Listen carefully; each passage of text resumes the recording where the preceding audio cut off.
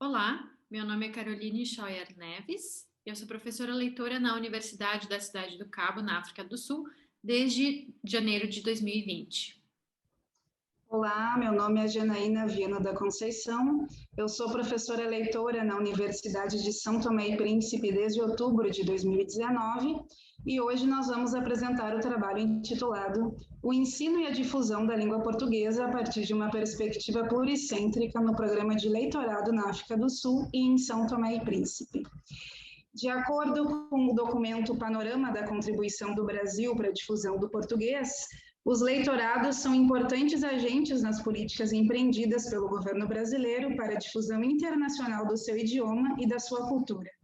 No meu contexto de atuação, eu ministro aulas no Departamento de Língua Portuguesa na universidade para estudantes que vão se formar no curso de letras, oriento TCCs e promovo iniciativas de difusão do português, da literatura brasileira e da cultura brasileira de uma maneira geral.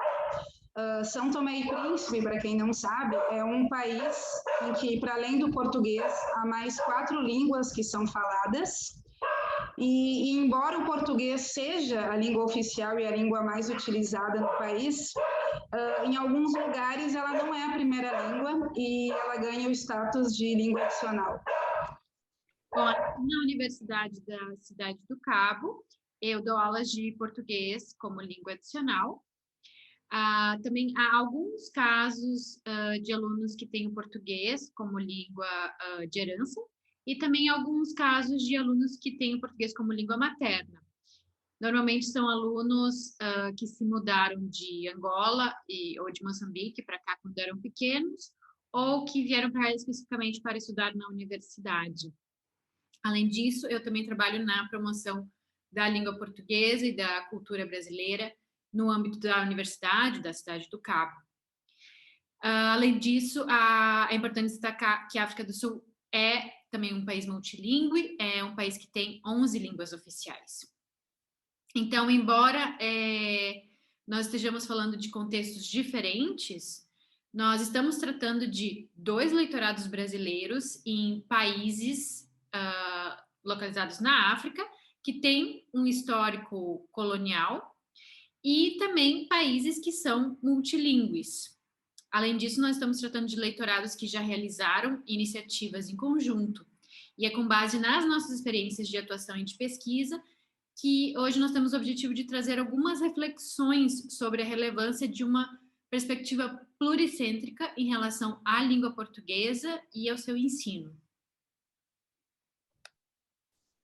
Então, com base nisso, nós temos como ponto de partida 2 questionamentos. O primeiro deles: quais são possíveis questões teórico-práticas relevantes para o ensino de português a partir de uma perspectiva pluricêntrica, considerando as nossas experiências e iniciativas como professoras leitoras na Universidade da Cidade do Cabo e na Universidade de São Tomé e Príncipe?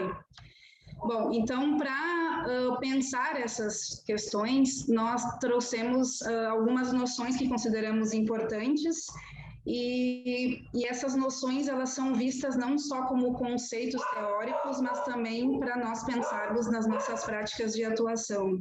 Nós não pretendemos esgotar os caminhos possíveis de respostas para esses questionamentos, mas como nós comentamos, com base nas nossas experiências de atuação e de pesquisa, nós então vamos trazer alguns pontos. O primeiro deles, então, a primeira noção é a de interculturalidade, vista não como um lugar pacífico ou como ausência de conflitos, mas como negociação de sentidos. De acordo com Jensen, o diálogo intercultural ele só pode ser efetivado quando não há uma tentativa de homogeneizar grupos sociais e quando não há apagamento das diferenças socioculturais. Então, nesse conceito, nessa noção de interculturalidade, como a Catherine Walsh vai chamar a atenção, nós também queremos destacar que nós consideramos essa noção atrelada a uma contra-resposta a uma colonialidade do conhecimento e do poder. E aí, então, passamos para essa segunda noção, que é o de racismo linguístico. Como o Gabriel Nascimento afirma, o racismo linguístico é todo o racismo que se dá por meio da racialização através da linguagem. Nesse sentido, o termo está muito ligado à colonialidade, especialmente quando pensamos em epistemicídios e nos apagamentos das diversidades étnicas, culturais e linguísticas dos países. Então, quando nós falamos, por exemplo, em culturas lusófonas, que é um conceito bem utilizado, será que a gente pensa nas nossas práticas de ensino e nas nossas iniciativas o quanto tem de assimilacionismo e de apagamento das diferenças e da diversidade?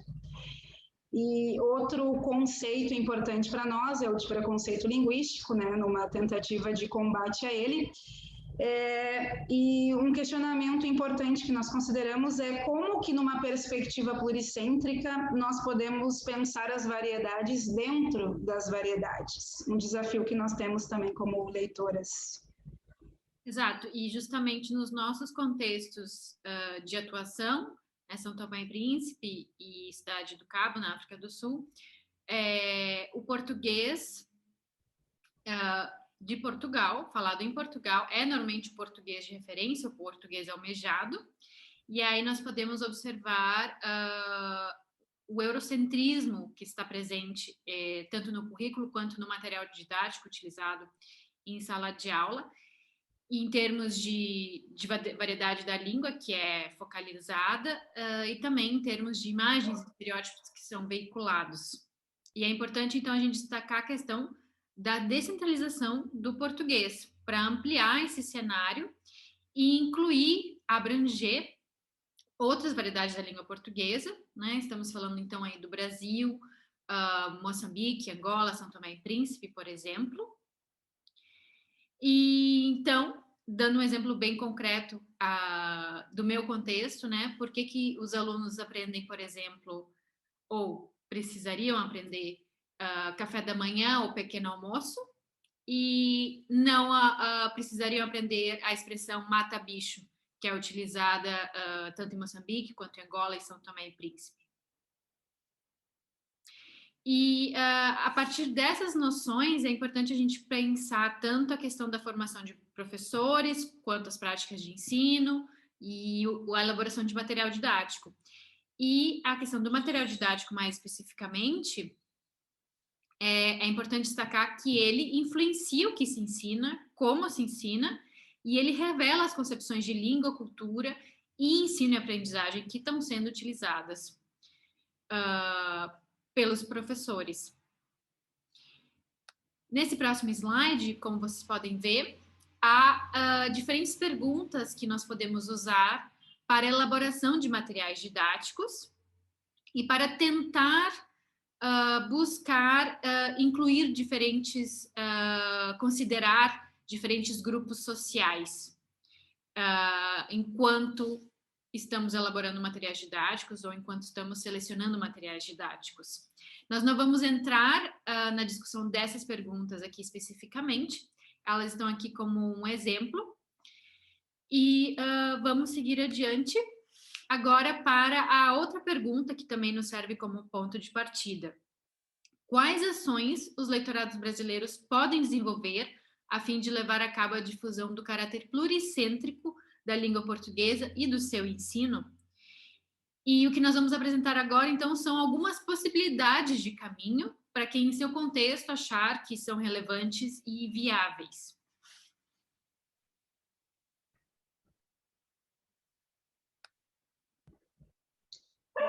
Então, ações que valorizem a língua portuguesa falada em diferentes partes do mundo e das suas culturas, bem como das línguas e das culturas locais.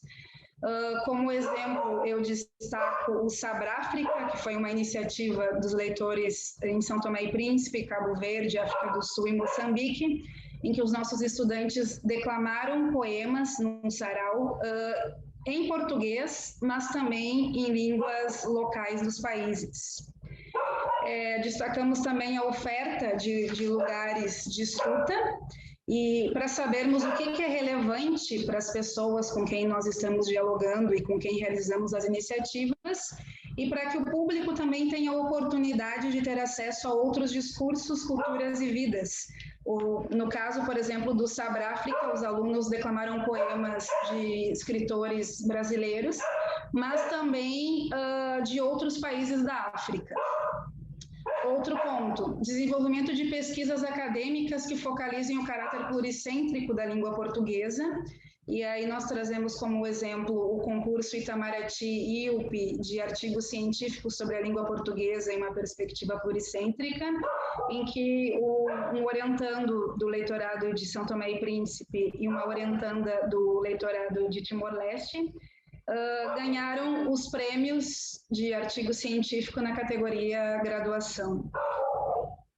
E, além disso, também outra iniciativa que é interessante de destacar é a do leitor Arthur Vargens, que realizou uma conferência virtual em torno da língua portuguesa, no dia, em homenagem ao Dia da Língua Portuguesa, com diferentes pesquisadores para pensar, então, numa perspectiva de português pluricêntrico.